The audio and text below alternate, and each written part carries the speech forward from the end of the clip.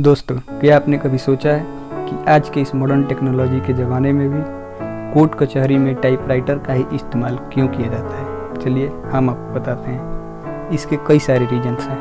पहला reason, typewriter को कभी भी हैक नहीं किया जा सकता क्योंकि यह विदाउट इंटरनेट चलता है। दूसरा रीज़न, इससे एक बार जो लिख दिया जाता है उसे एडिट या रिप्लेस नहीं किया जा सकता, जिससे दस्तावेजों का गलत इस्तेमाल या छेड़खानी नहीं किया जा सकता है। तीसरा रीज़न, टाइपराइटर के आवाज़ के वजह से, साउंड के वजह से ऑफिस में उपस्थित कोई भी व्यक्ति सो नहीं सकता। सभी अपने अपने काम पर एक्टिव होते हैं। दोस्तों, ऐसे ही फैक्ट्स जानने के लिए हमारे YouTube चैनल को सब्सक्राइब करें और वीडियो को लाइक शेयर करना ना भूलें।